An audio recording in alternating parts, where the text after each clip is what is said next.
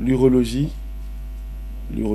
est la spécialité de la médecine qui s'occupe des affections médico-chirurgicales de l'appareil urinaire chez l'homme et chez la femme et de l'appareil génital de la femme. Nous nous occupons en l'occurrence des affections tumorales, infectieuses, lithiasiques, traumatiques, malformatives des reins, des urétères, de la vessie, de la prostate, des testicules, du pénis, de l'urètre.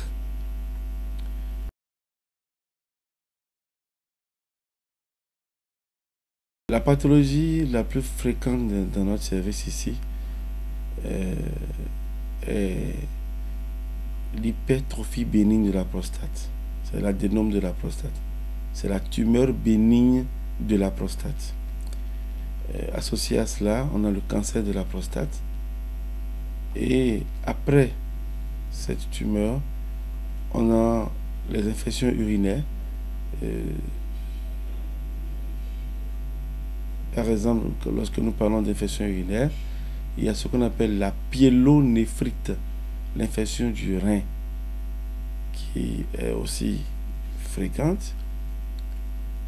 Il y a les sténoses de l'urètre, c'est-à-dire lorsque le tuyau qui est à l'intérieur du pénis se bouche et que le malade n'arrive plus à uriner.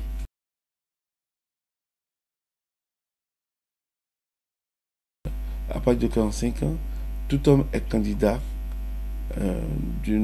à souffrir d'une tumeur de la prostate, qui peut être soit une tumeur bénigne ou soit un cancer. La prostate n'est pas une maladie, c'est un organe. C'est un organe qui est situé sous la vessie, qui est une glande qui produit une substance qui entre dans la composition du sperme.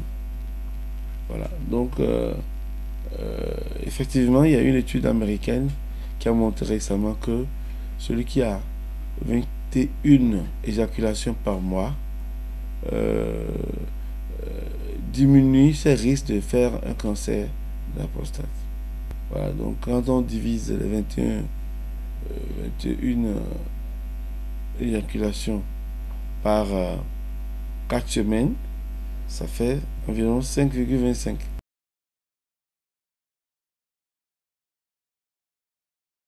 Éviter les hypertrophies bénignes de la prostate. Il faut avoir une vie saine, d'accord. Éviter des repas trop gras, d'accord. Manger sain. Et il faut avoir régulièrement des rapports sexuels comme on avait dit.